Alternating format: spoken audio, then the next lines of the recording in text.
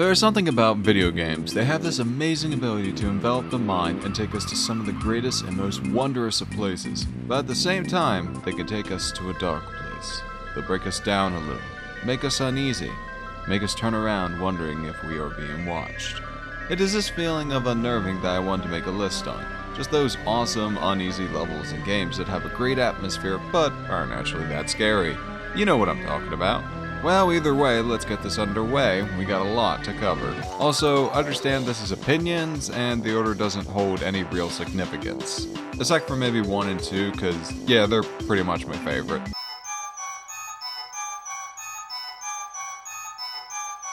You know, they say starting off a list strong is the best way to begin, and that's why our first stop on this trip is a cold and desolate building devoid of life after years of waiting. A place in the haunted woods where the branches reach out towards you, where the spirits of the undead reside, and many a soul was lost in these halls. I'm speaking of none other than the ghost house of Super Mario World. These mansions are some of the most iconic spooky levels in games, and when we come back we can see why. The music to this level is a dark and slow song full of mystery, which matches this level perfectly. These levels have some of the most mind-bending designs, paths that took you back, hidden routes, not to mention ghosts, invisible objects, everything. This level pulled out just about every mind trick in the book, and sure, after beating it, we can look back and say they were easy levels. But you and I know you weren't this confident on your first playthrough. When you first come to this home, you travel these halls in a straight line thinking you'll find your way. But then you notice it all looks familiar. How something isn't right. How no matter what you do, you don't seem to progress. And all the while you were wandering, that timer goes down. And eventually, you find yourself joining the ghost of this house.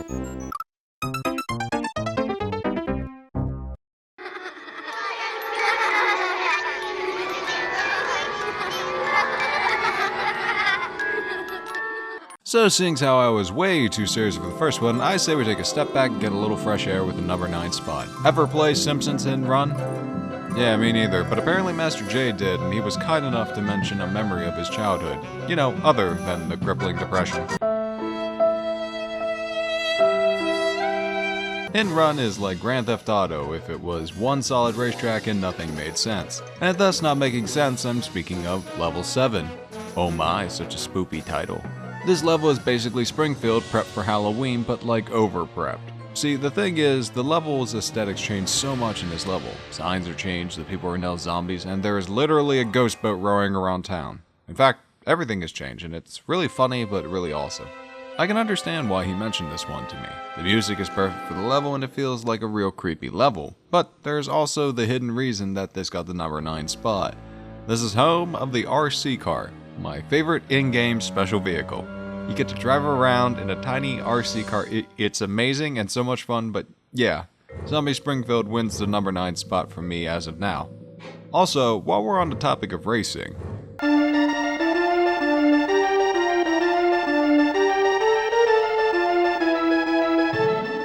you know what I could go for? An intense race against a skeleton crocodile pirate as it tries to kill me. Welcome to the number 8 spot. Donkey Kong Country 2, the game that I still have to do a top 10 levels for, but also home to one of those spooky levels. I'm speaking of none other than Haunted Hall. Haunted Hall is this intense race against a pirate ghost that is trying to kill you, and the only way to escape is to collect barrels with a plus on them. Welcome to Donkey Kong Country mechanics. Is this a long or in-depth level that you can deeply explore? Nope, not at all, but it's a nice short experience with a bit of the spooks. Backgrounds designed beautifully of what appears to be inside some kind of old building, riding along a treacherous minecart track with death pits aplenty. Its music is intense and beautiful, letting you be fully aware of the danger that this place poses, while still managing to be intense and exciting. It's probably the shortest level on this list, but definitely one of the most intense ones. And I gotta say, when you finally escape the halls of this place, you're more than happy to never return to them.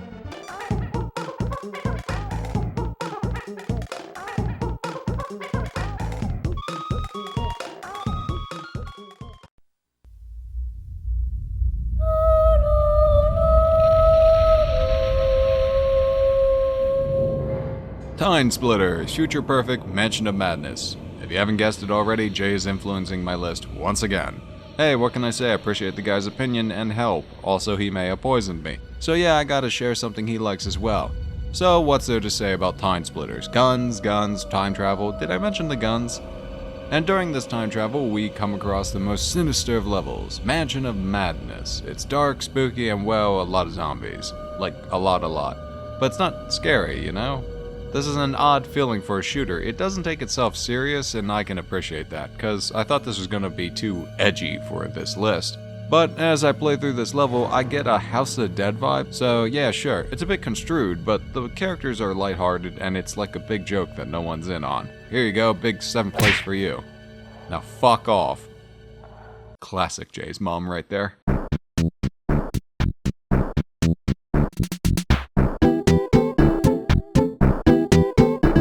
Well, number 6 go to a pick by Fracky.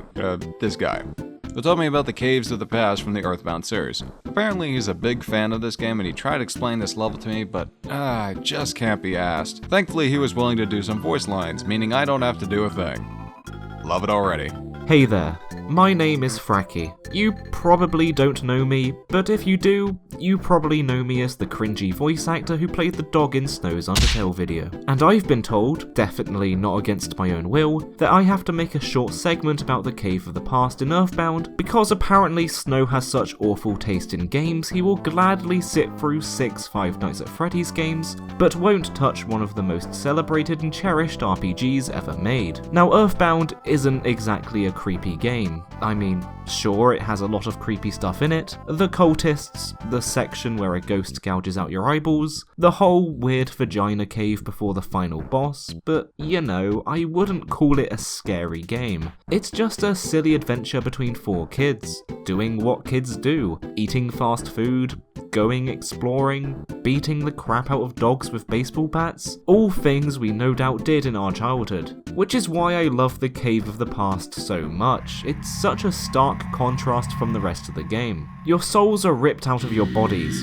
placed in robots, and then you're sent thousands of years into the past to defeat a younger version of the being that will eventually take over the world. It's freaking badass. The visuals are bleak, the music is awesomely creepy, although slightly less creepy when you realise it's made up of a sample from a Beach Boys song, and is overall just a really awesome area to end the game on. Earthbound has a lot of creepy stuff in it, but I think the Cave of the Past out-creeps it all.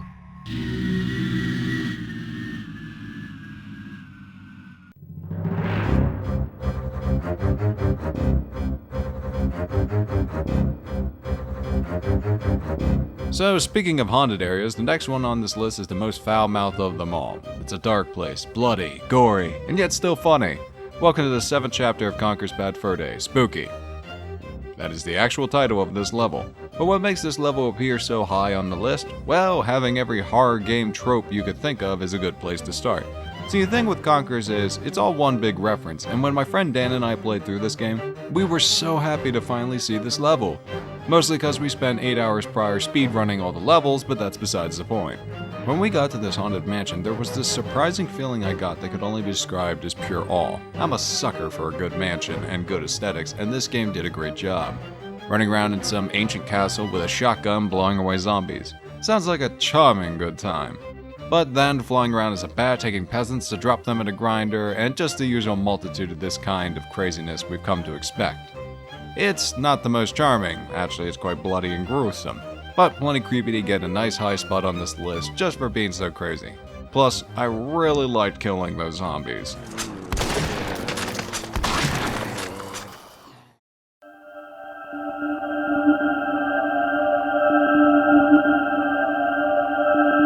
What kind of person would I be if I didn't put Majora's Mask on this list? Me, because instead I'm putting in Ocarina of Time. Yeah, please don't kill me. Many people expect to see basically anything from Majora's Mask or Shadow Temple in this spot, but unfortunately for them, I'm not a huge fan. The design's great, but I never found these levels that spooky. More like annoying, or yeah, beyond that scare threshold I'm trying to hit. So instead I picked a level that is, well, basically the definition for creepy for me. The Forest Temple. It takes place in the center of the Forever Woods, which is exactly how Link ended up in Majora's Mask, so hey, it's kind of from both games. Not really. But hidden in these woods is the Forest Temple. This is such an eerie place. I mean, that music is all like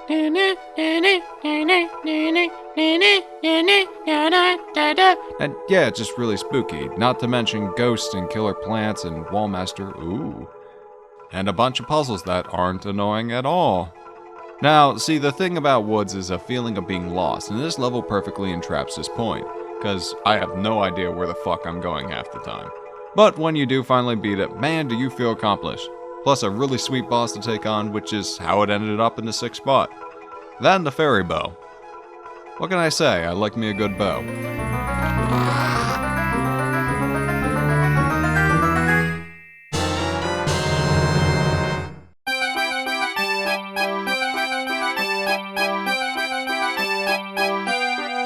So what is next is probably the most awaited level on this list, Super Mario 64 Big Boo's Haunt. Big Boo Haunt is probably the most nostalgic level I have on this list, one of the first games I experienced on the N64, and I will never forget this level.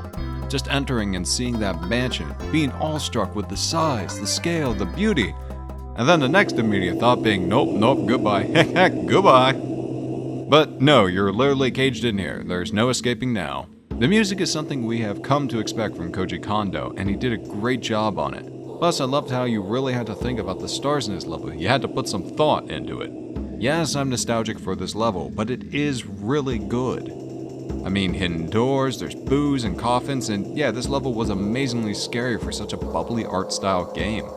Now, I'm not going to sit here and be like it's the greatest ever, but it's definitely way up there for me. We all have some memory from this game that we found scary, but for me, it's that one red coin and that piano. Some stars just ain't worth it in the end.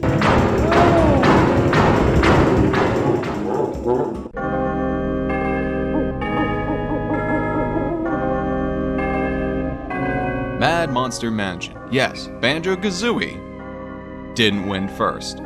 No, this will never happen again. I'm a huge fan of Banjo-Kazooie, and for good reason. These games not only defined a genre, they inspired so many. It's a game of pure genius. Every part is perfectly designed, and see, here's the thing.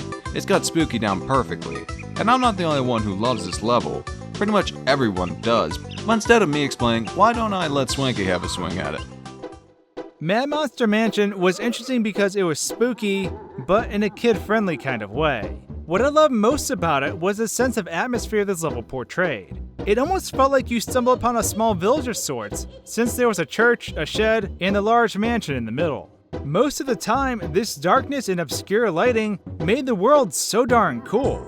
I could explore to my heart's content. Overall, this dark and dreary building will always have a dear place in my heart.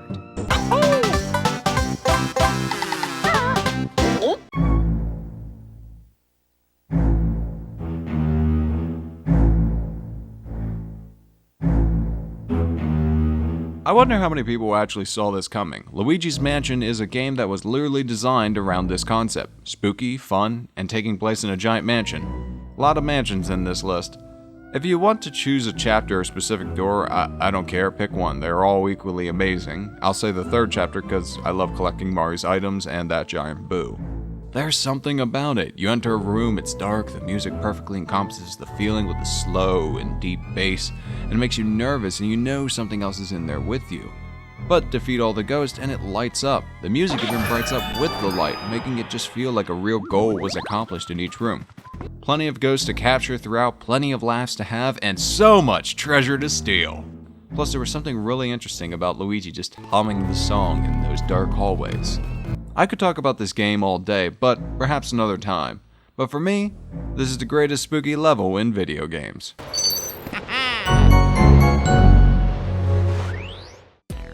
Hey there, it's Snow. If you enjoyed the video, be sure to check out the people who gave me a hand on this video. Honestly, it wouldn't be what it is without them. And if you liked it, share it with other people, with that little icon down there. I'm serious, with the way videos get out there, sharing this is what lets more people see it, and I'd really appreciate it, to be honest. So yeah, please do that.